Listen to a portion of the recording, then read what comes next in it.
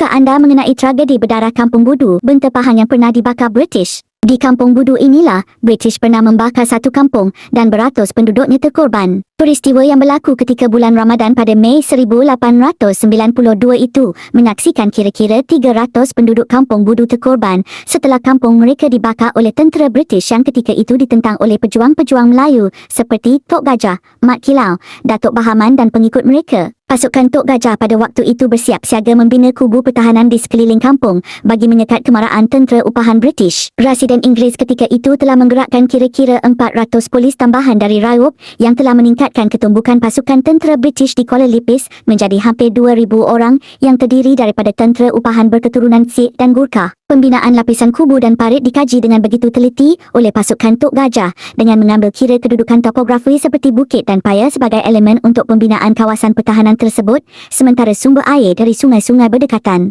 Kekuatan di pihak British pula telah berada di Kuala Lipis dan Raup ketika itu sebagai persediaan untuk menyerang sambil satu pasukan tentera diketuai oleh residen British, Sir Hugh Clifford sendiri.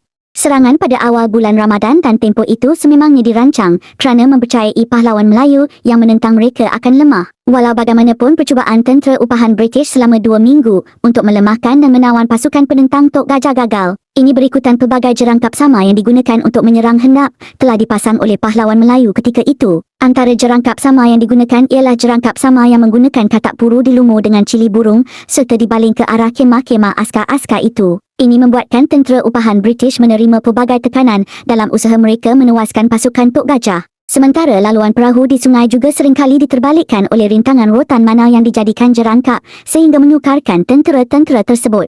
Kerana keadaan itu, maka tentera-tentera upahan British ini menjadi tertekan kerana bukan sahaja mereka gagal menangkap Tok Gajah tetapi tidak dapat berehat secukupnya kerana serang hendap yang dilakukan pengikut Tok Gajah. Akibat dari kegagalan tersebut, tentera upahan British bertindak membakar seluruh Kampung Budu. Peristiwa ini sesuatu yang di luar jangkaan dan amat menyedihkan Tok Gajah serta pengikutnya. Selama berpuluh tahun, kawasan-kawasan pengkebumian mangsa tragedi hitam itu disifatkan sebagai kawasan keras oleh masyarakat tempatan selain dipenuhi batu-batu nisan yang tidak diketahui warisnya. Hanya batu nisan itu yang menjadi ingatan dan tanda tentang peristiwa berdarah itu.